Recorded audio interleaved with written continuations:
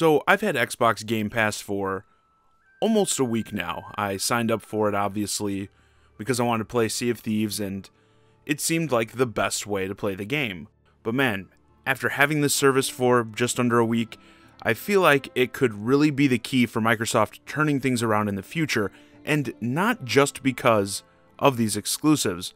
Now, in this video, I don't want to come off as like a Microsoft fanboy to any newcomers, so a quick history lesson. I called the Xbox One X the most difficult gaming purchase I've ever made because I found it so hard to justify, as there wasn't much I was looking forward to on the system. But this past week, for the first time this console generation, I've been playing mostly on my Xbox.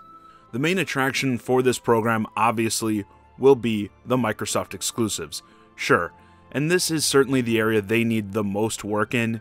What they have set for this year, at least, what we know they have set for this year, isn't very strong. Perhaps that's why they are starting to include the exclusives into this program. If you were like PlayStation this year, if you had all the PS4 exclusives coming into a similar program, doing the same deal, the level of savings would be ludicrous. But with Microsoft, we know of only a few games. Like I said, Sea of Thieves kicked things off, which I think is a perfect game for this program because opinions seem fairly divided on it. It's very multiplayer focused, very PvP focused. I know a lot of people are pretty disappointed in it. Honestly, I'm really liking it. I've been playing a lot of it with my friends. But all the problems I had in my video on the final open beta, they pretty much persist. But for either a free trial or even paying the $10 a month for the service, it's not like you have much to lose to try the game out. It's like if you get into it, great. If not, no big deal, right? It's like at max, it only costs you $10 to play. Crackdown 3 and State of Decay 2 are the other big games that we know are on the way for this year for sure, and hopefully we'll see some big announcements at E3. Microsoft has been really silent lately in terms of announcements, just saying like, hey, we're going to have a big show coming in E3, which, surprise. Doesn't everybody always says they're going to have a big show at E3. But they have to know they need to show some serious heavy hitters at the show. A Halo 6 or something. I didn't even know about Halo. I feel like the recent ones were received fairly poorly. 5, I know for sure. A lot of people didn't like that one. So I don't even know. Maybe they need like a brand new IP. But still, if it's going to be on Game Pass, let's say they did a Halo 6, and this is like why I'm saying I think this is such a great service. If you're already signed up to Game Pass, there's no reason not to try it out, and since that's another game that's very multiplayer focused, I know a lot of people play the Halo games for the multiplayer. If it's another disappointment, you can get in there, you try it out, and you don't like it, it's like, okay, well, at least I didn't blow $60 on it. And that is really where I find this program interesting. The exposure you can get to other games, perhaps ones you wanted to play, but they just, they fell by the wayside, other stuff came out, you got caught up in that. Or, ones you may have not even considered playing before. Yes, there are also tons of other games included here. This isn't just play the newest Xbox exclusive, even though now that they're doing that, that seems to be what everyone's pushing. It is sort of a Netflix deal. If you're not really familiar, like I said, it's $10 a month, and you get full access to these games. Some come and go as the months change, again, like Netflix. They're all of varying quality and age, some are really old. But there are a good amount of solid titles. And don't forget, I can't stress this enough, this is not like that PlayStation Now crap on the PS4 where it's like you have to stream the game. You fully download the games just as if you would have bought them digitally. You only have to connect to the internet, so they can tell that you're still an active subscriber. I actually just started playing Gears of War 4 on here. Gears was my jam back in the day, 1 and 2 specifically. The amount of hours I spent playing Horde mode in 2 was disgusting. I wasn't the biggest fan of 3, so, I didn't buy Judgment or 4. But, since it was just sitting here like, hey, you can play this full game because you have Game Pass, I figured, why not try it? I also downloaded Rise of the Tomb Raider, which was just recently added to this program, and geez, this newer crop of Tomb Raider games, I don't know if I'm just not seeing a lot of people talk about them, but they seem really underrated to me. I think this game is fantastic. It's great. And this is a Xbox One X enhanced title. When I play it on my Xbox One X, it looks great. I can run it at 60 frames per second if I want. I could throw it in 4K if I want. And this is where I think Microsoft could really show value in this service to the players, despite a lack of exclusives. Obviously, they need more exclusives. I'll agree. I think everybody can agree on that, but we can't just sit here and be like, oh yeah, well, Microsoft just needs more exclusives. They just need more exclusives. There's other things they can do. And the way they advertise this service, I think, can bring more people on board.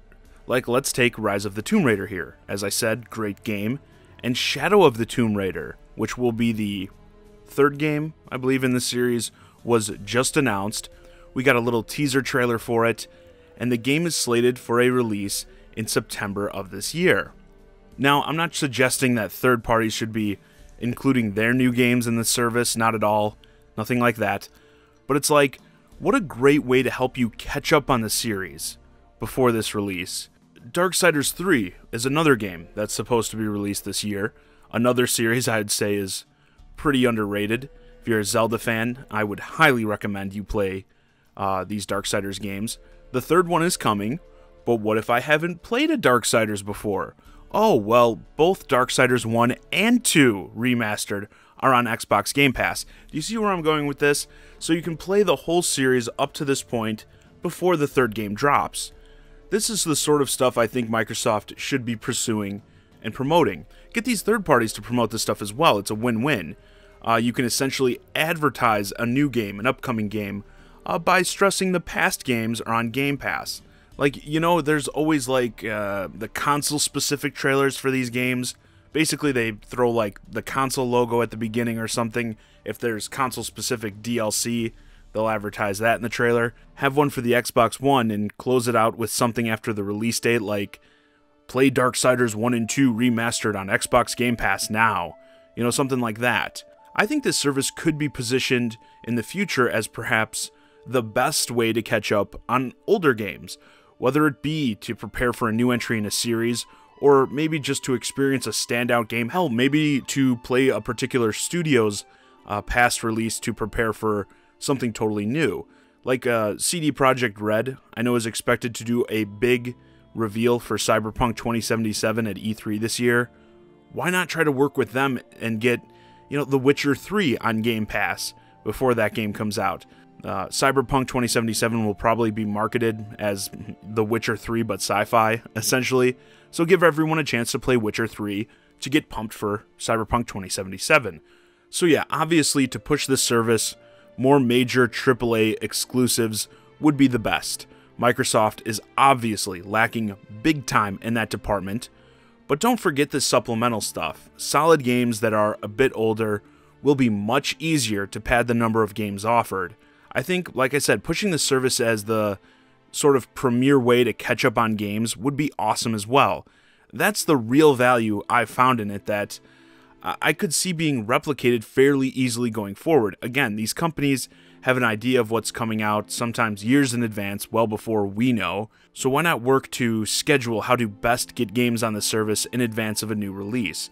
Once more, like Netflix, okay? Netflix has their exclusive Netflix shows, you know, people seem to really like those, and same with Xbox. They're going to have their exclusive games day one on this program, but you've always got people wanting to binge watch like past seasons of shows as they prepare for a new one to start. You could push Game Pass as essentially the same thing.